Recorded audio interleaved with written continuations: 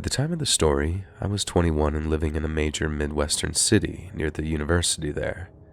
Having lived there for only 1 month before my story began, I had witnessed a train stop stabbing, been yelled at by a crackhead, had a homeless guy follow me and threaten to choke me outside the physics building on campus, and watched a 13-car cop raid on a drug house just across the street.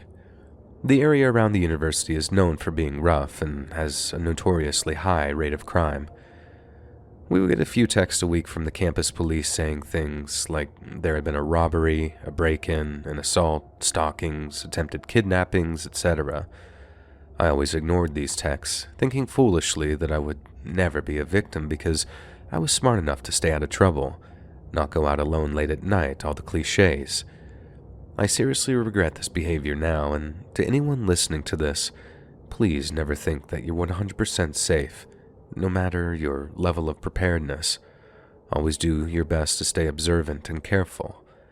The first incident wasn't too unusual. I was just a block or two from my apartment building one day in the early evening. It was still light outside. I was walking my dog, Sesame, a cute Shiba Inu who just looks like a fluffy, goofy puppy, and has never been frightening or particularly protective in his life.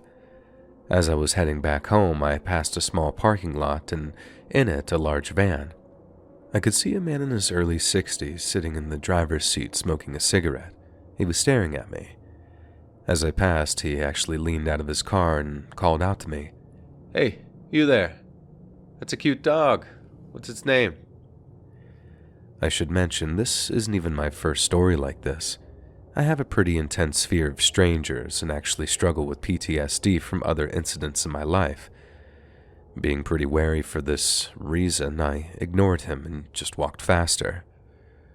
I heard a car door shut behind me and turned quickly to see that he had gotten out of his van and was slowly walking towards me. He called out to me again. "Hey, baby, I just want to see your dog. Come back."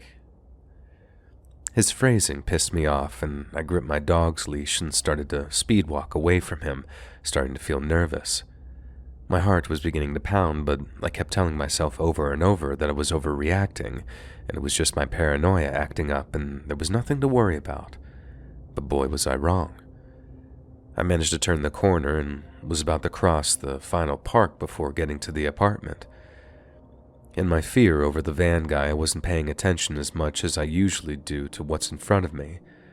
I looked back over my shoulder, and the guy had stopped following me. He was, however, standing in the middle of the sidewalk with a huge, creepy grin on his face.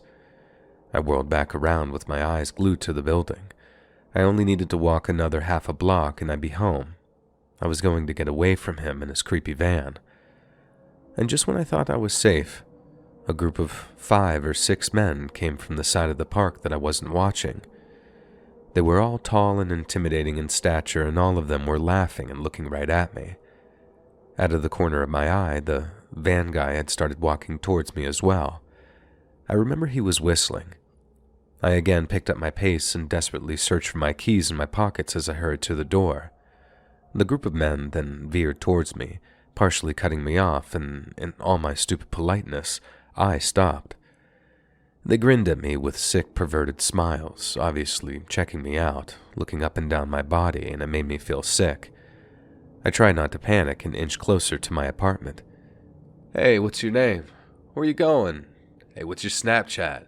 This your apartment? Can we come over? You smoke?" They all barraged me with questions, one after another. I tried to refuse them, stammering a "no thank you," as I saw the van guy come and join their group, leering at me. While I inched away, they inched closer. One of them then reached out for me, his fingers actually touching my arm. I leapt back, trying not to start crying, but Sesame suddenly lunged at them, his teeth bared, a horrifying snarl ripping from his throat.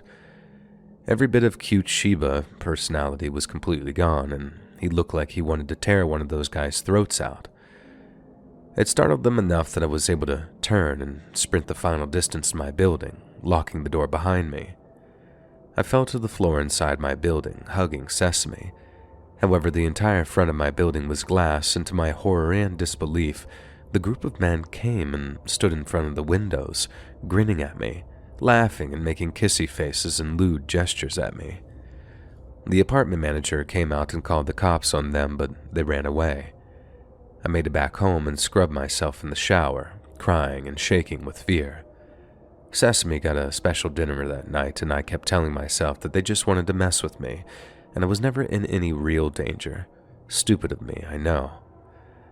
About a month later, when I had finally managed to be able to walk outside my apartment without severe anxiety, I was actually planning on moving a bit further away from campus.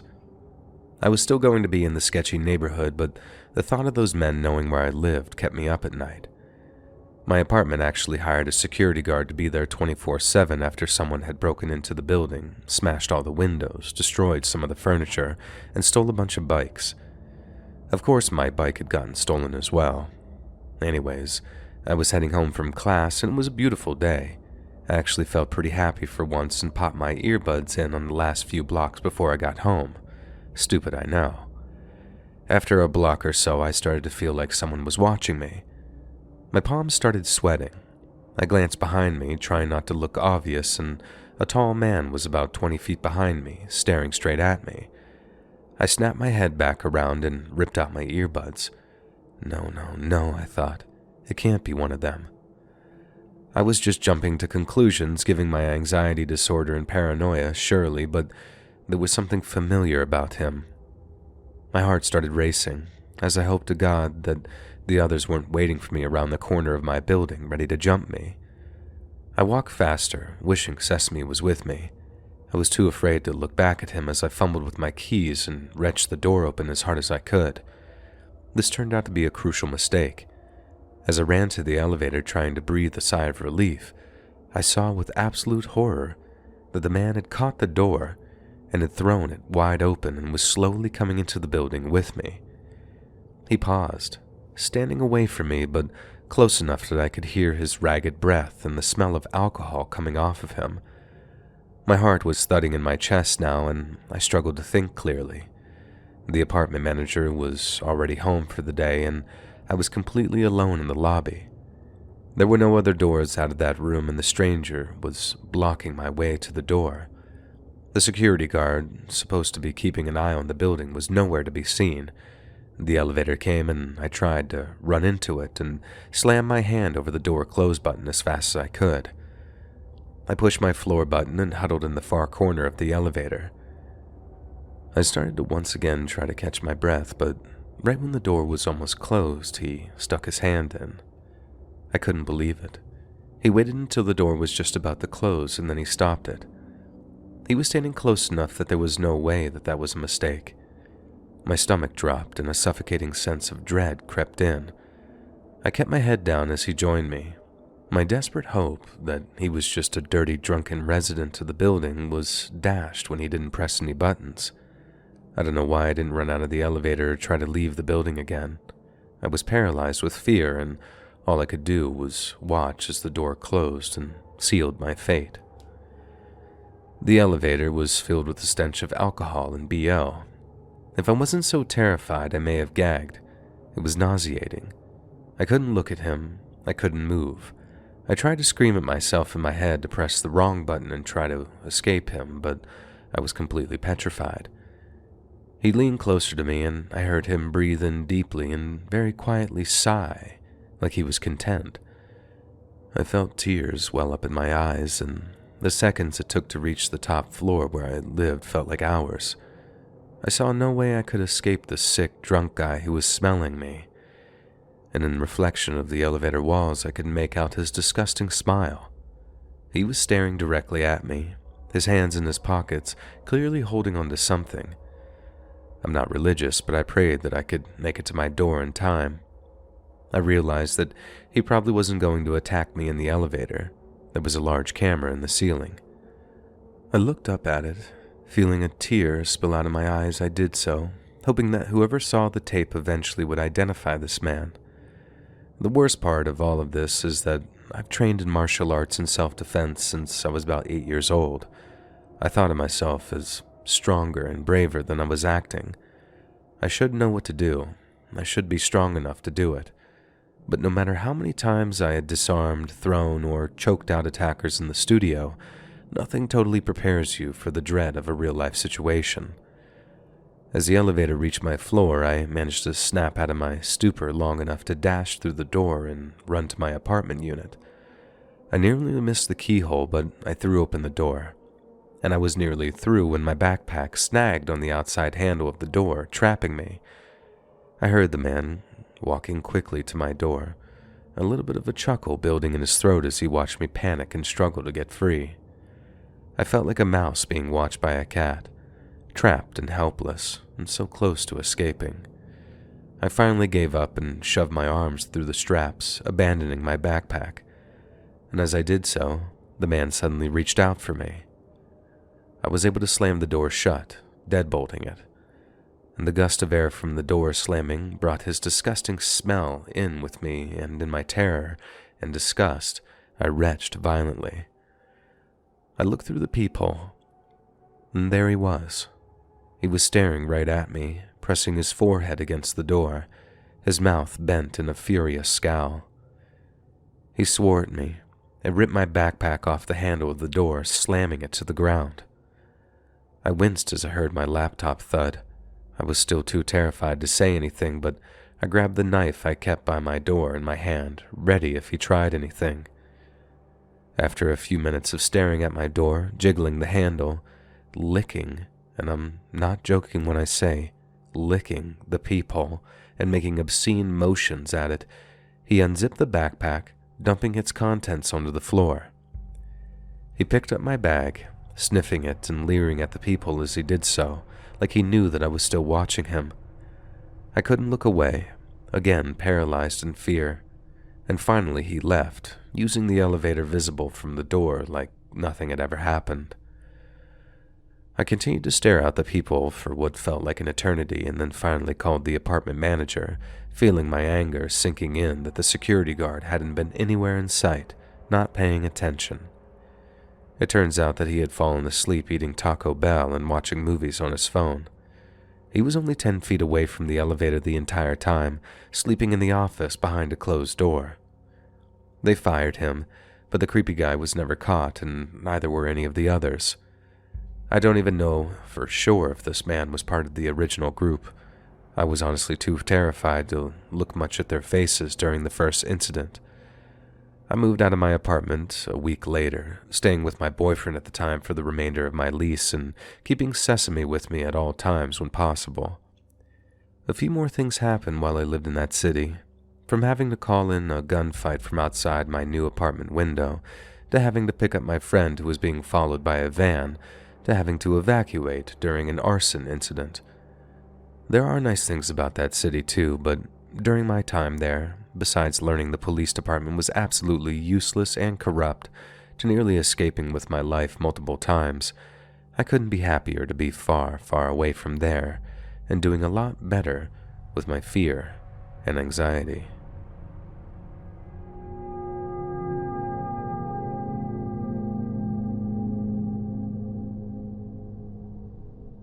My name is Rachel. I'm 23 and I'm from Dublin in Ireland. The other day I was on my way home from work, and my route home takes me through a park that I walk through almost every single day. The path I was down cuts through the park diagonally, and there are metal benches at certain spots along the path. Then the other day, as I was walking through the park, there was a man sat on one of the benches. He looked like he was just minding his own business. Him being there didn't set off any alarm bells at all. I'm not stupid, and I've been in a handful of situations already where I'd seen a creepy fella hanging about and thought, nah, I think I'll take a cab home tonight. But in this case, I didn't get any of those vibes at all. I walked down the path and he didn't pay me any attention at first, but as I got within a few feet of him, I heard him say something that couldn't have been directed at anyone but me. I didn't hear exactly what he said, but I just ignored him at first. But then as I passed him, I saw him stand up from the bench out of the corner of my eye, and I realized he was following me. I took out my earbuds, then as I carried on walking with the man asking, "Hello?" in a really obnoxious way behind me, I set my phone to record a video and then tried my best to record him without him realizing as I carried on walking down the path. He kept asking me, "Hello?" Are you deaf or something?" Until I had my phone recording and I said, "No, I'm not. I just don't want to talk to you." The fellow was easily in his 50s, and I realized that he was probably feeling brave on account of the half-empty bottle of vodka that he was carrying with him. But as I actually talked to him, it was like talking to a child. I told him I didn't want to talk to him, and he asked me, "Why not?" I told him I just didn't, and that he shouldn't be following people he doesn't know through parks.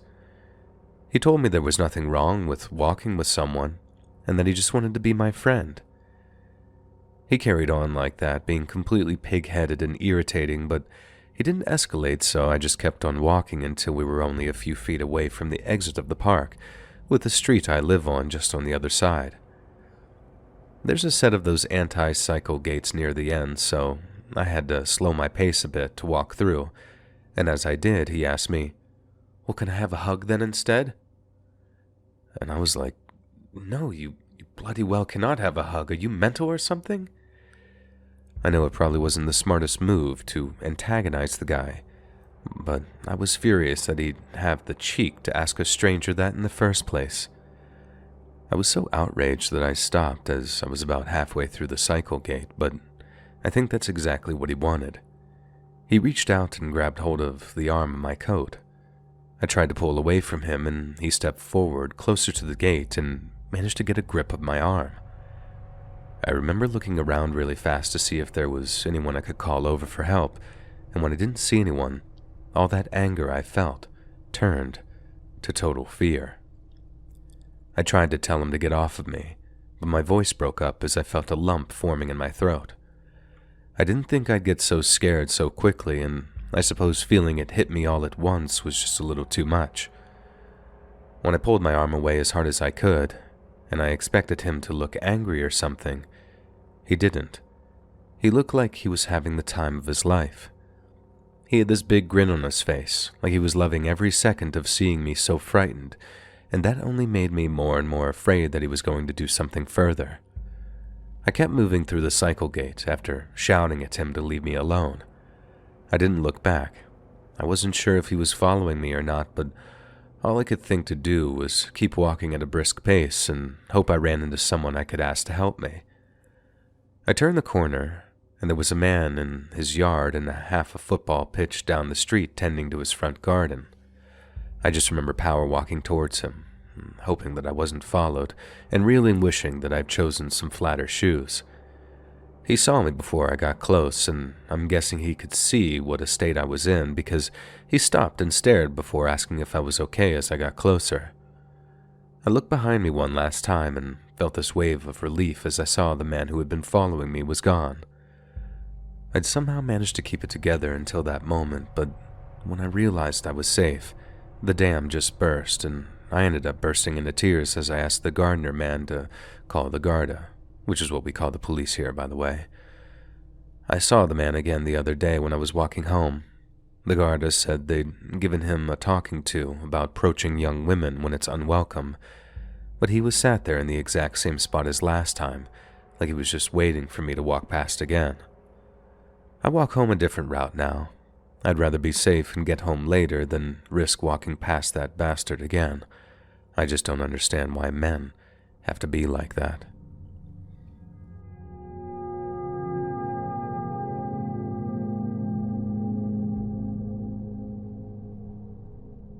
This happened a few years ago while I was living in Florida. I'm a female and around 20 years old. I had been going through a pretty rough patch in my life and had the great idea to take a few tabs of LSD and go to St. Augustine for a day trip to take my mind off of everything. St. Augustine is notorious for being insanely haunted, but it's one of my favorite places to go. I went by myself and made the 3-hour drive. This wasn't out of the ordinary for me. I often went on adventures like this by myself, and I always had a great time. So I went to the historic downtown and spent my peak looking around all the cool shops and even made one hell of a walk to the lighthouse. Passing by tons of tourists and people going about their day when you're tripping balls walks the fine line of exciting and terrifying, and I loved that feeling.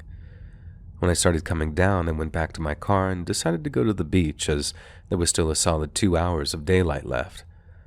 I thought being on the beach during sunset, while being in the more mental part of the trip, would be amazing. I found some random pull-off area that you had to drive down a mile or so before you hit the parking lot. Not one other car was in it, which was welcomed after being in crowds all day, and this lot was a giant circle and was surrounded by trees and marshy land.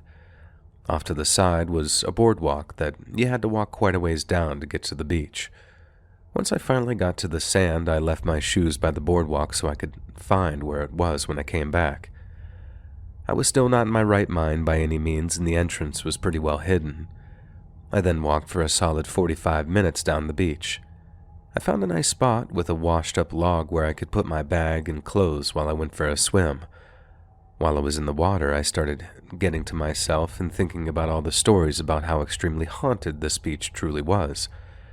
Not long after that, I had a very intense burning up my side. Think like if you get a severe scratch or cut and put rubbing alcohol on it immediately.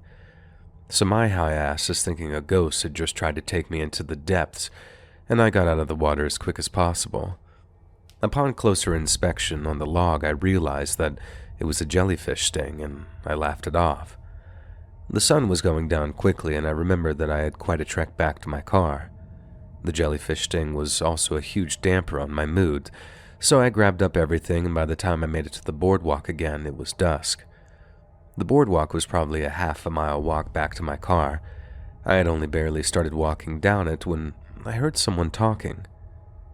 A few seconds later, I came across a dirty, older-looking homeless man talking to himself, swinging around a huge machete at plants on the side. I froze in my tracks, not knowing what the hell to do.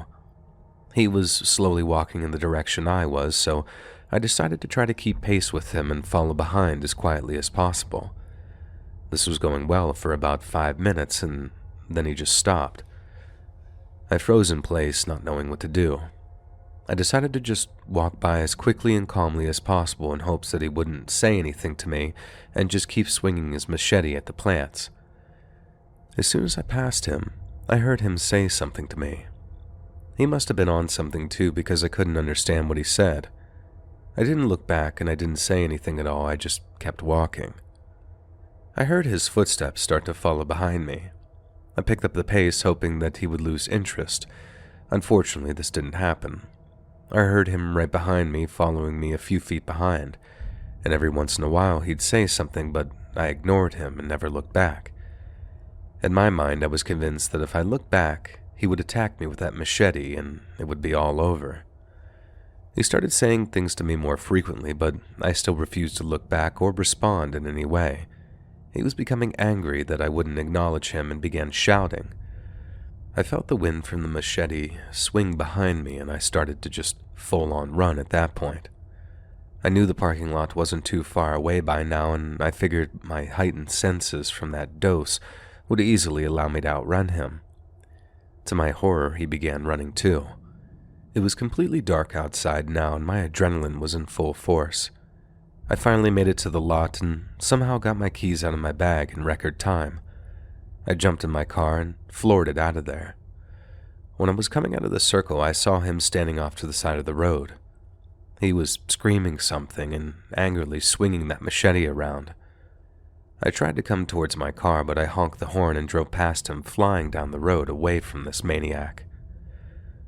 My friends had always warned me against these little adventures, as I was a young, fairly good-looking girl. It was a running joke that I'd get murdered one day while on one of these, and that experience made me realize how real of a possibility that could actually be.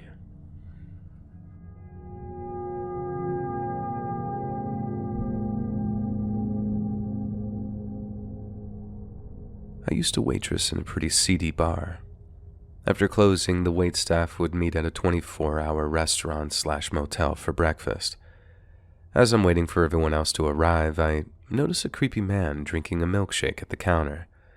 I thought it was weird because it was the middle of winter. Around this time, there was a lot of talk of working girls going missing. I waitressed at a gentleman's club, and it was maybe a 2-minute walk away from the restaurant/motel, so it was less than desirable of a neighborhood, to say the least. Because of the transient nature of that line of work, the missing girls were mostly just rumors. As it was a tourist town, stuff like that never made the papers. But anyways, I'm sitting in the restaurant and I'm getting major creepy vibes from this dude. People arrive, we start chatting about our night. He's still sitting there, but I'm ignoring it and kind of forgetting about my weird feeling. After I finish my meal, I go out for a smoke alone. This is around the time my area started tightening up on smoking bylaws, so you were no longer allowed to smoke on patios with awnings. This meant that I was at the end of the patio, adjacent to the dark and almost empty parking lot. Right by where I was smoking, there was a car with American plates. Not unusual in and of itself, but as I'm looking at the SUV, creepy milkshake man comes out of the restaurant. I quickly put two and two together, that this is his car, and he starts talking to me, saying really weird stuff. Needless to say, he got my attention very quickly.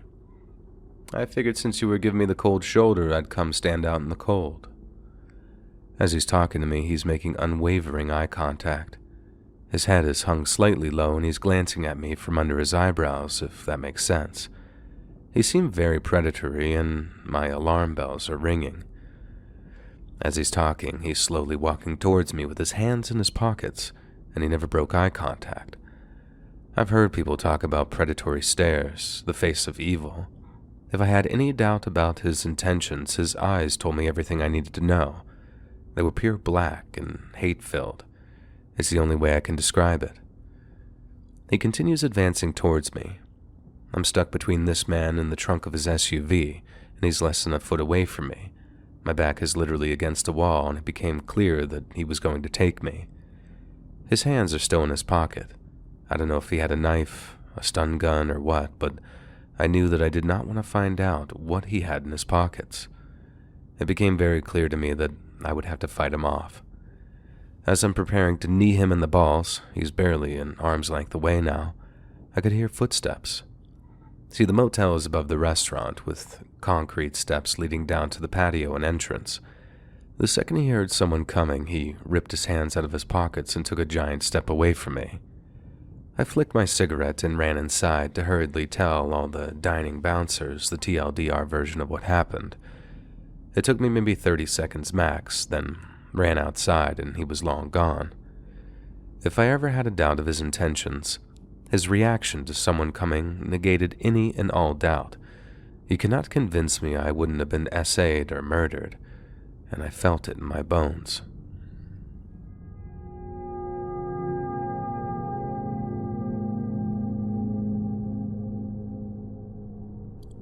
I had just received some bad news while I was walking home after hanging out with some friends. I was walking down the street crying when I noticed a guy sitting in a parked truck staring at me. I was too busy with my own thoughts. I just kept on walking with music in my ears. Soon I felt someone grab my shoulder and turn me around. It was the guy from the truck. He had seen me crying and stopped to ask me if I was okay. I took out my earplugs and tried to tell him I was fine and I just wanted to go home. He hugged me and I couldn't help myself from bursting into tears. It felt like such a random act of kindness. Then suddenly his grip got tighter, and I felt uncomfortable, but he wouldn't let me go. I looked up at him because he was way taller than me and begged him to just leave me alone. He then tried to kiss me and pull me towards his truck, saying how pretty I was and asking for my number. I just panicked and tried kicking him, but he was way bigger than me. I screamed for help, and luckily, 2 men were close enough to hear me and ran over to get the guy to let me go. And I never run that fast home. And the worst part is that it was in broad daylight, and he was just abusing the fact that I was in such a fragile state.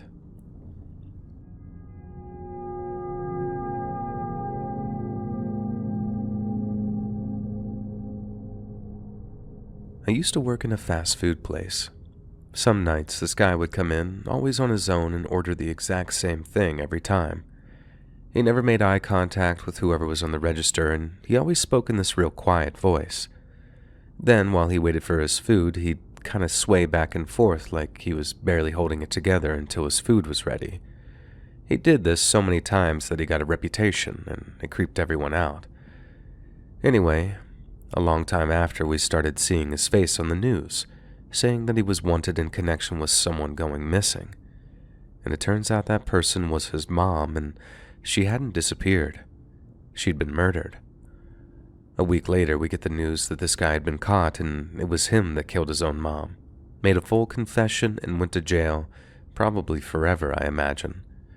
It's just crazy thinking that I served this random stranger a couple of times, and he didn't seem dangerous. He just seemed like a loser. But I guess he was both.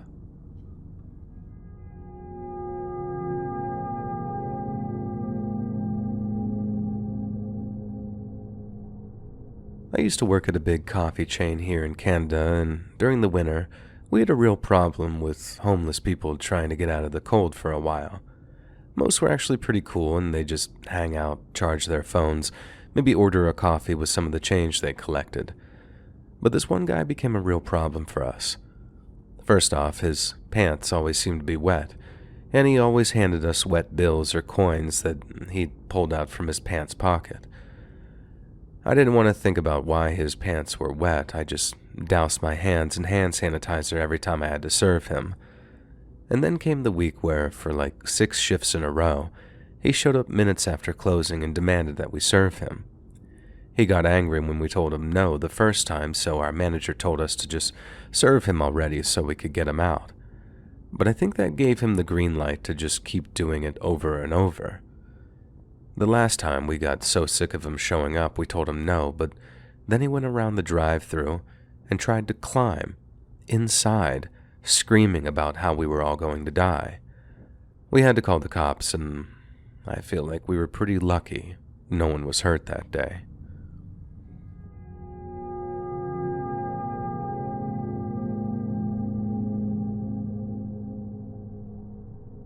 I work at a gas station, and my worst ever customer was this drunk homeless guy. He stumbled in with this weird look on his face, with torn clothes and a dirty beard.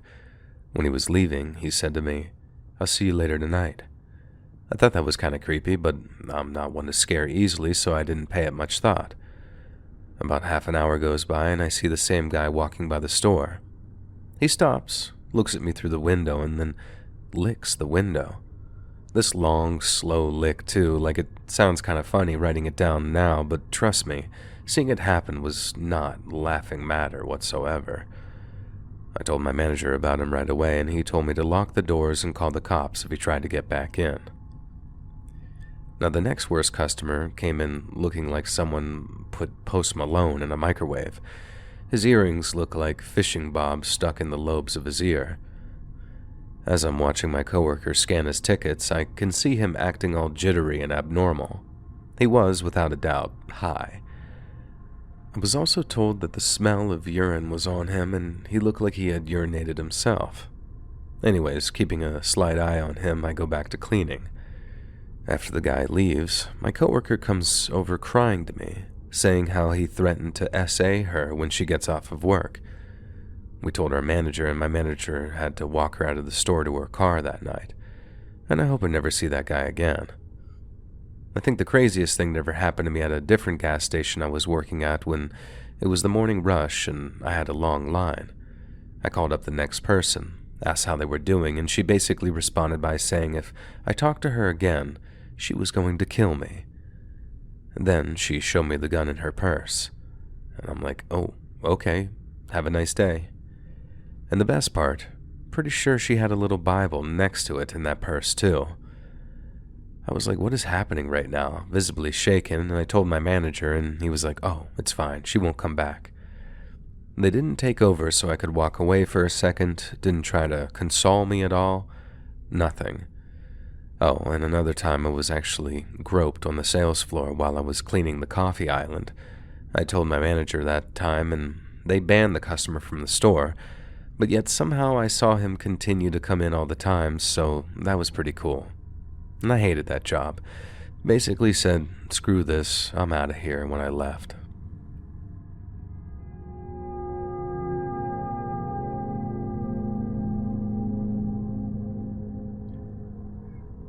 I had a random guy become obsessed with me, and now he's dead. Here's the story. I was 17 and had just got out of the shower and was sat in my bed ready to fall asleep. I heard a voice coming from just outside my bedroom which shouted something super loud that I couldn't quite make out. There was a crack in the blinds from when my cat had laid on them, and I peeked out but couldn't see anyone. I thought I was tripping out, though, because I lived in a relatively safe suburb. I took a Benadryl and went to bed.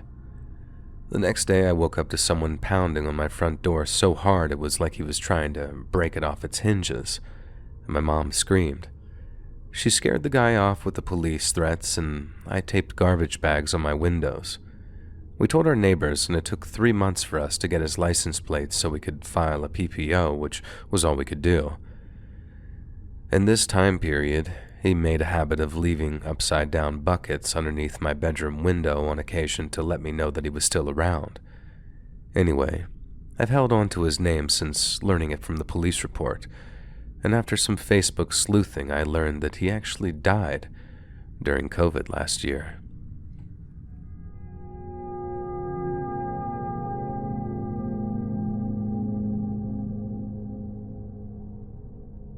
When I was in college, I lived on campus. During longer holidays, I commuted from my hometown to the city that I was studying in, which was a journey of about 5 to 6 hours. I used to choose the one at midnight as it meant that I could spend an extra day at home, travel overnight, and arrive in time for my classes in the morning.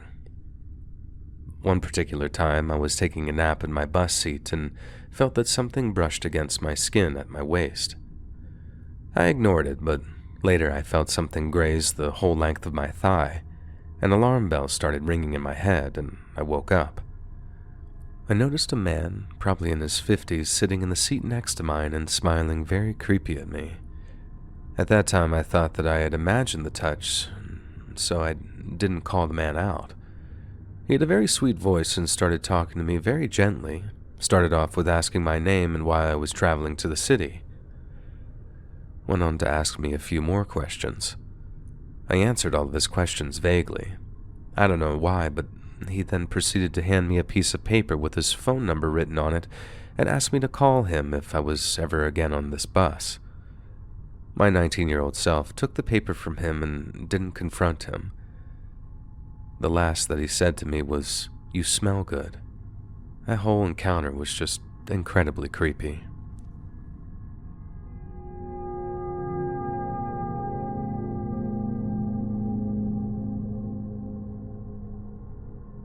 When I was 19, I was at a friend's house one night for a party because his parents were on vacation, like a grown-up home alone. Things were starting to wrap up, it was very late, and we were all standing around in the driveway talking as we got ready to leave. Then this beat-up old Ford Bronco stopped in the street outside, and a tall, lanky guy gets out. He walks up to our group and just stands there, never says a word. He wasn't acting in a threatening way, it was just really weird and awkward. At that point, we all decided that it would be a good time to leave. We got in our cars, he got in his Bronco, and we all drove off. When I got onto the street, he pulled out right behind me, which I didn't think too much of at first. But then he revved his engine, pulled right up to my tail, and flipped on his high beam and light bar. And that's when I knew something was up. At the time, I was driving a little 1985 Dodge Omni that could maybe do 75 if you dropped it off a cliff, so there was no way in hell that I was going to outrun a V8 Ford Bronco, even if I was crazy enough to try. This guy could easily keep up with me, and I didn't know what the hell to do. In retrospect, I probably should have driven by a police station, but that never occurred to me, and even if it did, I don't know if I would have known where the nearest police station was. This was the early 90s, no smartphones or Google Maps. I did the only thing I could think of. I swerved onto a side street into a poorly lit residential neighborhood. He followed me, but I had a bit of a head start, so I gunned it and turned off my lights. I just sort of randomly drove around the neighborhood for a while until even I couldn't remember what route I had taken, and I couldn't see him in my mirror anymore. When I was really confident that I had lost him, I found my way to a main road, turned my lights back on, and headed home. To this day, I don't know if I was a victim of a stupid, drunken prank or nearly murdered.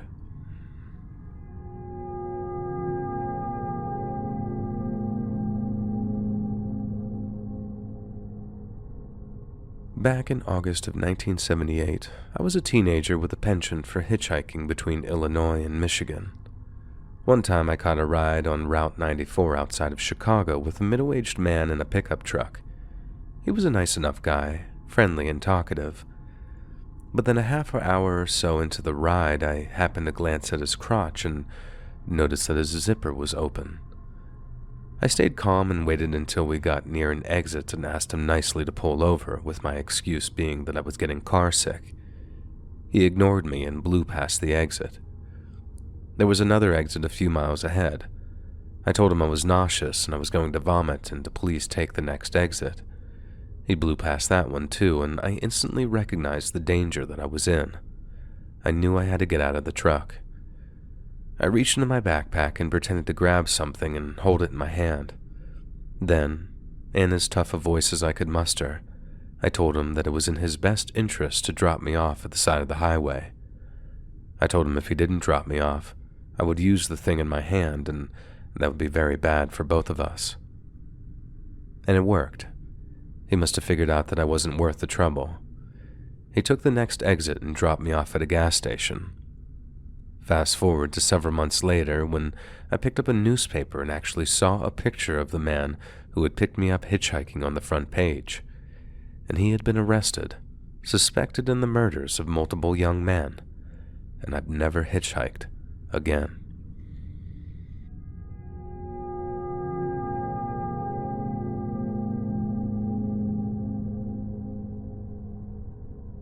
Last week, I was on a 5-hour drive via the M6 here in England. There was a car in front of me, and we ended up driving in convoy for a few minutes. But then in the process of overtaking a lorry, I overtook him as well, and for some reason, he didn't take that very well at all. For the next 10 minutes or so, he kept speeding past me, moving in front but then slowing down repeatedly. Eventually, he pulled up beside me in the middle lane, and as he drove beside me, he maintained speed, making sure that he stayed level with my car. I could see him trying to get my attention, but I tried my best to ignore him and keep my eyes on the road. When I finally did look, thinking that there might have been a good reason for him getting my attention, I could see him giving all kinds of grief. He wasn't trying to help out. He really was just mental. Anyway, there was a lorry behind me and a car in front, and this man pinning me in with his car getting closer to mine with an exit coming up, pushing me towards the left. I was terrified that he would push me into the motorway exit and follow me down roads with only one lane. The lorry behind then puts on its brakes, and I did the same, slipping out of the gap between the guy's car. I slowed down to the bare minimum and managed to lose the car and the lorry ahead of me and the passing cars.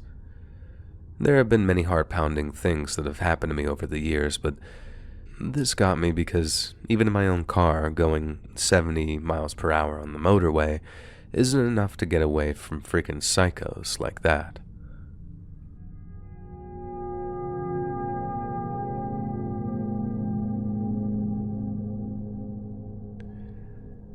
I went on a night out in my 20s, and on the way home, I was walking alone down a long road at about 3 in the morning. Someone from about 100 meters back shouts, "Oi, you!" And I turned around to see about 10 lads walking towards me, all with their hoods up over their faces. I was so scared that I didn't even run at first. I just kept walking, thinking that being chill could finesse me out of this. 20 seconds later, I hear, "Oi, stop!" again, and this time it seems closer. After another few shouts in my direction, and they sound about 50 meters away now, I'm walking as fast as I possibly can without running. Then I hear a roar of rage and panic, turn down a side street, jump into a garden 3 houses down, and hid under a hedge. About 30 seconds later, I see a smaller group of them running down the street shouting, "Where'd he go?" I just sat there hiding for a good 10 minutes until I dared make my way back to my house. I still don't know why they chased after me or what they wanted, but I thank God sometimes that they didn't catch me.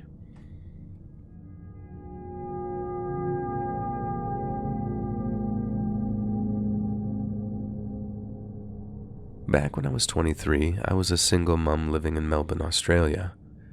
One morning I dropped my eldest off at school in the morning and was walking with my youngest in the pram. As I was walking, I saw a man stood smoking across the road who looked like a complete bogan. He had no top on, gold chains and bad teeth, and when he saw me, he started walking across the road to cut me off on the pavement. I think, oh God, here we go. So I crossed over, but he followed again. My instincts were going haywire when suddenly he comes up behind me and starts saying, "I love you, baby. Let me hold him. Let me hold him." I said I was nearly home and my partner would not be happy about him hassling me. But then he gets all angry, saying that he'll bash my partner and then bash me.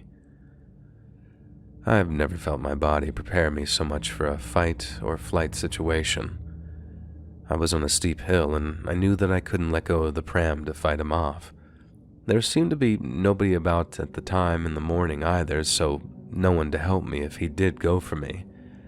As I got home, I rushed through the door, and by some miracle I managed to shut the door before he could force his way in behind me. I hid my son upstairs in his cot and then frantically started ringing the police when I see the man come over my back fence, looking through my patio doors right at me, fogging up the window with some manic smile. He had really bad teeth. They were honestly disgusting. I just remember them the most. The police response was brilliant as they were there within 15 minutes, but by that time the bloke had gone. It turned out after that he had followed me, he had dragged a lady down an alley and tried to bash her, and her little barking dog saved her by barking so loud that another man came to investigate. I left Melbourne to come home about 2 months later. The police caught him with mine and the lady's help, and I'm thankful to say that he served 7 years.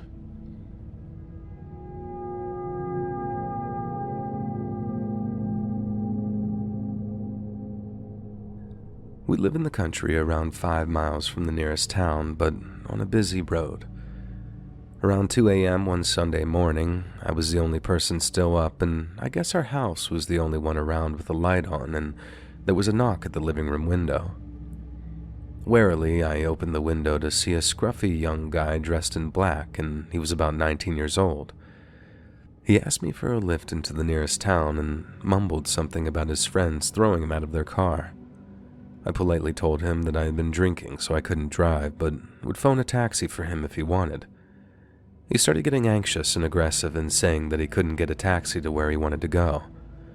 There was clearly something not right with this guy, but I had no idea how to help him. I told him the best bet was for me to phone the police and ask them to come out and help. Then, after a bit of incoherent babble, he set off walking, away from the town, in black clothes in the middle of the night, wearing dark clothes on a road where every other driver was probably intoxicated, tired, or distracted. I phoned the local cop shop, and they said that they would send a car out to look for him, but I never heard back from them.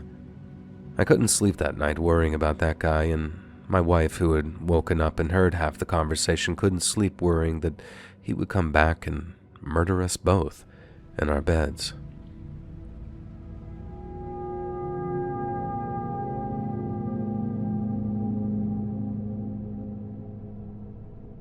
Myself and 2 friends, all from the Netherlands, went to Australia for a couple of months back in 2008. We rented a camper and drove up the entire East Coast. One night, in the middle of nowhere, we stopped at a petrol station. It was a station that just sort of appeared out of nowhere with nothing but fields as far as you could see in the other direction. We stopped for fuel, food, and hopefully a toilet, and a freshen-up break if they had a restroom. When we were walking into the station, everyone in there was what I think you might describe as being a hillbilly. They just sort of stopped and looked at us as we went about our business. When I got to the till, the cashier was super non-sociable. He said they did have a restroom and gave us the keys to it. Then we paid for our stuff and headed for the restroom to find that it was covered head to toe in blood, and who knows what other kind of fluids. We said no way and left, jumped in our camper, and got out of there, but as we were pulling out, 4 to 5 pickup-style trucks all sort of pulled in and half blocked us in. We found a gap between 2 trucks and sped out of there, The headlights in the rearview mirror seemed to last forever, and we were convinced that they were following us. It was a very scary experience, even once we were gone. It really was in the middle of nowhere, so streetlights weren't a thing. We didn't stop to sleep that night, drove until the morning, and then only crashed out once we were in the next city along the coast and could find a safe place to finally lay down.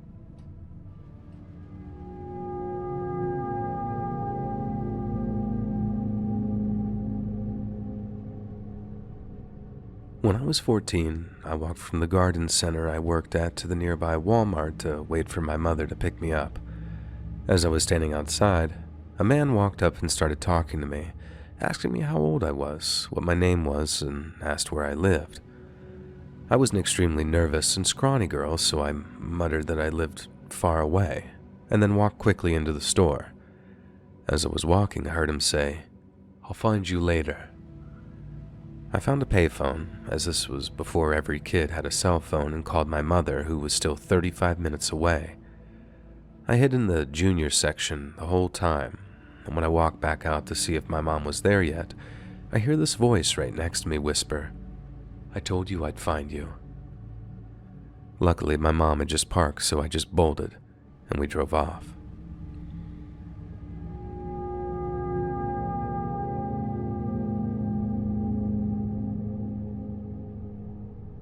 I was in a grocery store doing my weekly shop and was approached by a man who said I was pretty and asked for my number. No intros, no asking me how I was doing, just getting straight to it. I politely declined and said I wasn't interested. He became persistent, so I ended up telling him to just give me his number so I could end this interaction. After he gives me his number, I go back to shopping without incident, or so I think. It turns out this man was keeping an eye on me from the produce section as I was walking up and down the aisles. As I'm getting ready to head to the checkout, he decides to approach me again. This time, he's super agitated and raises his voice while asking me why I won't just give him my number. I decided to be direct and tell him that I said I wasn't interested and I will not be giving a number to a stranger. He really had an issue with this and became irate and had to be removed from the store. I walked to my car and he ended up following me out to the parking lot. I was on my street when I noticed that I was being followed by him, drove past my house and started driving towards the police station in my city. He followed me until he realized that I was turning into that driveway and then sped off. And luckily, I haven't seen him since.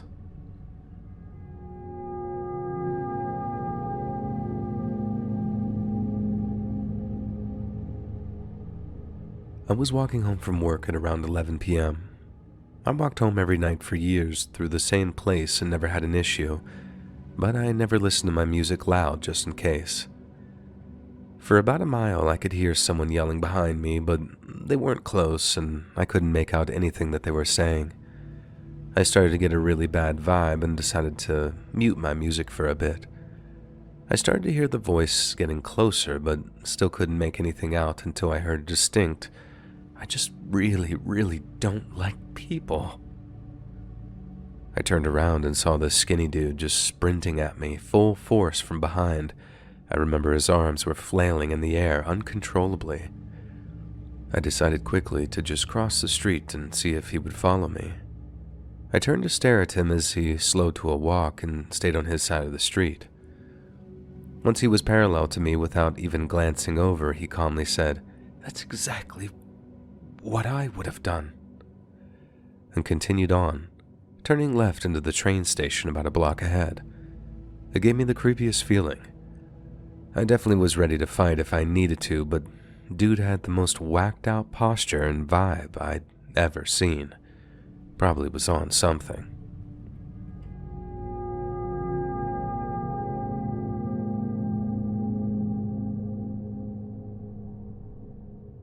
I was playing at the end of the trailer park and a guy pulled up in a convertible. He said he knew my mom and held up a Polaroid across the front seat saying it was her. I saw the lady didn't have the right hair color and said, "That's not my mom." And he said, "Sure it is," and then told me to get in his car. I said no, then started backing away. He got frustrated and insisted that I should come closer so I could look at the picture better and be sure that it wasn't her. I said, "No, I'm actually going to get lunch now, sorry." He gave a fake smile and left, so I turned around.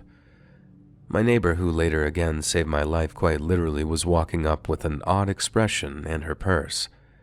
I found out a few years later that the same man had been abducting and touching kids in the city for about 3 years by that time. I was only an arm's grab away from being another of his victims.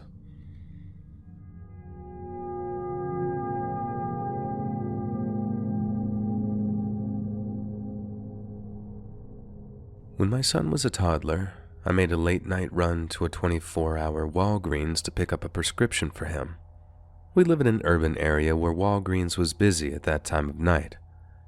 It was also right next to a metro stop and was not a place where most people drove, so parking was super limited. I ended up parking at a curb a bit away from the store. When I got back to my car, a youngish, very normal-looking guy came up to my window, and I rolled it down a bit, and he said, "I think I know you from such-a-such place." I had actually been to that place that he mentioned before. It was a popular spot, so I tried to remember him. In that split second, his eyes went completely black, his whole face changed, and he grabbed the door handle of my car and tried to open it. I put the car in drive and peeled out of there, looking straight ahead. Only when I got to a red light a few streets away did I realize that the overhead light was on. He had actually opened the door a bit, and I hadn't realized. I never forgot his face and how it changed. I remember one of Ted Bundy's potential victims described how his face went from normal, attractive, friendly, to black-eyed, unrecognizable, and frenzied. And that's how this man transformed. There were some missing women in our city, and I always wondered if that guy did it.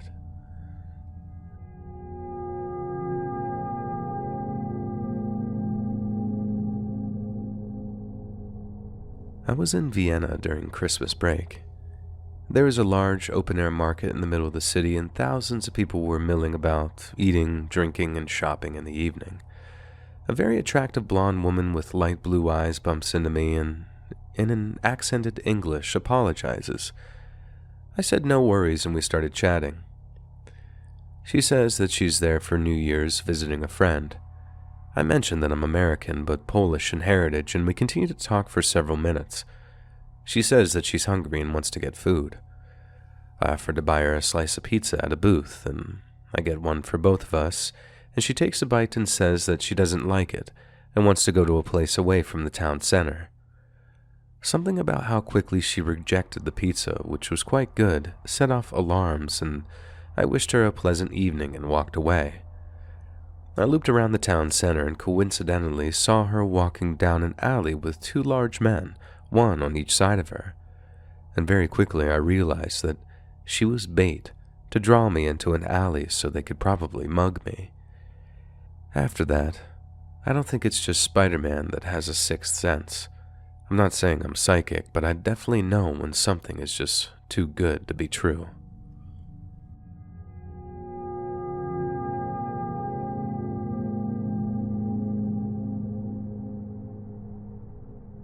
My wife and I stopped at a park with our then 7-year-old daughter.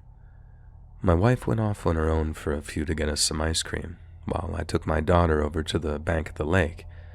Seemingly out of nowhere, this really creepy guy walked up and started addressing my daughter while just completely ignoring me. He was going on about how to attract the ducks and was positioning himself in a way to get in between us. I did a quick calculation where I had a base set up to kick his butt into the ropes along the edge of the lake, which would trip him at his knees and send him into the water. I had my daughter by the hand and just interrupted the guy and pulled her away. The guy turned around and went right to his car and left immediately. My instincts were strongly indicating that this man was intending to abduct my daughter, and remembering how scared I was in that moment, it still haunts me many years later.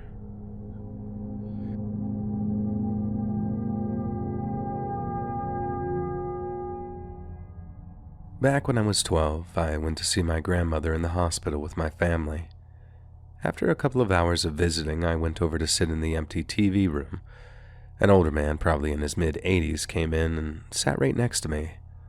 I thought that was weird because this empty room had seating everywhere, but maybe he had vision problems and he needed to sit near the TV. When he started to rub his hand up and down my leg is when I thought to myself, yeah, this isn't right. As a 12-year-old boy, I was pretty freaked out. I quietly got up, shut off the TV, and walked back to my grandma's room. I still remember it to this day, and it was one of the creepiest things I'd ever experienced.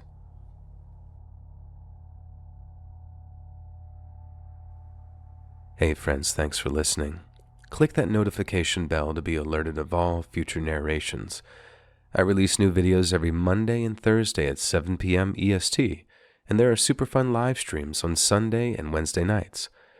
If you got a story, be sure to submit them to my subreddit r/LetsReadOfficial or send it over email, and you might even hear your story featured on the next video.